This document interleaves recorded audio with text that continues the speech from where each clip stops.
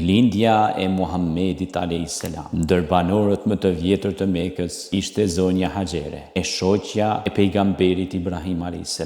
bashkë me foshtin e saj Ismaili. Në kohën e tyre në Mekë ndodhej një pus me ujë të ëmbël që emërtohej Zemzem. Pas disa kohësh ky pus ishte mbyllur dhe ishte zënë me ndërtesa sipër tij, ashtu që nuk i dihej vendi me siguri. Abdul Muttalibi, kryetari i familjes Benu Hashim prej fisit Kurejsh, një prej parisë së Mekës, ishte i ngarkuar me detyrën e dhënies ujë vizitorëve të Qabes. Kjo detyrë ishte më shumë rëndësi atë kohë. Uji gjendej me vështirësi. Ai po përpiqej ta gjente vendin e pusit të mbuluar. Abdul Muttalibi bashkë me djalin e tij Harithin gërmuan në shumë vende për pa dobi, nga se nuk mundën ta gjeni. Asnjëri nga kurejshitët nuk u ndihmonte për të dalë me sukses në përpjekjet e tyre, por përkundrazi ata talleshin me ta. Një natë Abdul Muttalibi pa ëndër se si pusi i Zemzemit ishte ndërmjet idhujve Asaf e Naile. Plaku nuk humbi kohë dhe mendimin e të birit Harithit lëvizin nga vendi idhujt dhe filloi të gërmonte. Të afërmit e tyre i kundërshtuan për këtë vepër, por ata vazhduan punën duke kërkuar pusin e vjetër të Zemzemit. Ndërsa Abdul Muttalibi po punonte me të birin, e ndjeu veten të dobët për të bërë një punë kaq të madhe.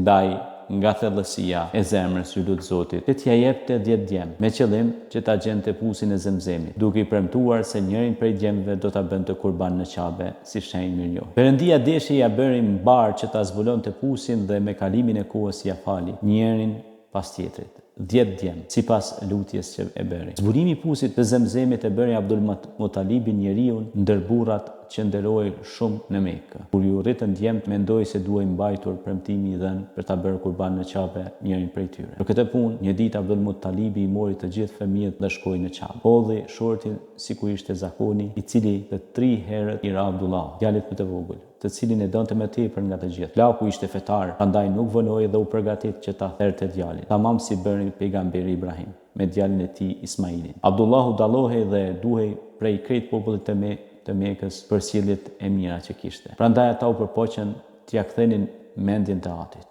Mbas shumë mundimesh e bën që të pranonte të këshilluej për këtë çështje me njërin prej priftërinjve të tyre. Abdul Muttalibi i shoqëruar edhe me shumë njerëz shkoi te priftëresha që quhej Shia. Kjo pasi dëgjoi çështjen tha, meqense pagesa për një njeri të vrarë është 10 deve, Abdul Muttalibi duhet të vëj në njërën anë 10 deve dhe në anën tjetër Abdullahun dhe të hedhë short. Po t'i bjerë shorti Abdullahu të shtoj 10 deve të tjera, e kështu të shtoj çdo herë nga 10 deve gjersa shorti të bjerë për deve të. Atëherë kuptohet që Perëndit janë kënaqur, t'ju bëhen kurban ato të gjitha në vend të Abdullah. Abdul Muttalibi bëri si porositi priftëresh. Shorti i parë i ra djalit dhe vazhdoi t'i binte gjersa u ra deveve, kur ato ja arritën numrin 100. Të 100 deve u bën kurban dhe u la populli i lirë të hanin e të gëzoheshin për shpëtimin e Abdullahut. Prej asaj dite, pagesa për një të vrarë u shtua dhe u bë 100 deve në vend të 10 deveve. Gëzimi i Abdul Muttalibit për shpëtimin e djalit arriti kulmin. Mirë po, për të bashkuar dy kënaqësi,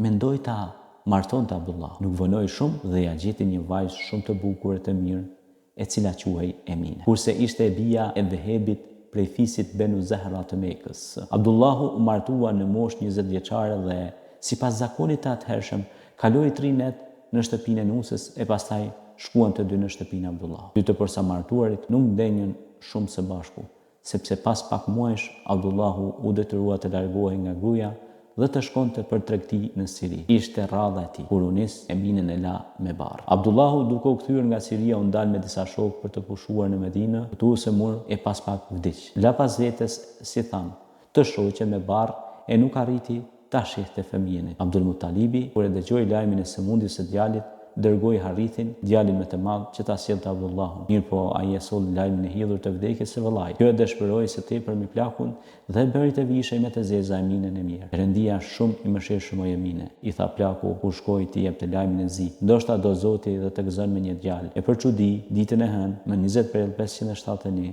pas vardhur akoma drita, lindi djalë. Eminja tregoi se nuk pati dhimbje sikurse kanë gratë e tjera në të tilla raste kur lindin foshnja. Natën që do të lindte, Eminja pa një ëndër me laqe që e porositën ta quante djalin Muhammed. Shqip do të thotë i lavdëruar. Ky emër nuk përdojer përpara fare nga arabët. Djali i Emines ishte i pari që u quajt me këtë emër. E me të vërtetë ky djalë është i lavdëruar për veprat e mëdha që ka bërë. Lavdërohet e do të lavdërohet sa të jetë bota. Këtu e preu fjalën Luani, uthi Fatimën të cilës i rrini lot sepse i vinte keq për djalin që lindi pa baba. Pra, kjo ishte në vija të trasha një biografi e shkurtër, një histori e shkurtër e lindjes së Muhamedit alayhis salam. Do të vazhdojmë në tregimin e radhës për Muhamedin alayhis salam kur ishte fosht.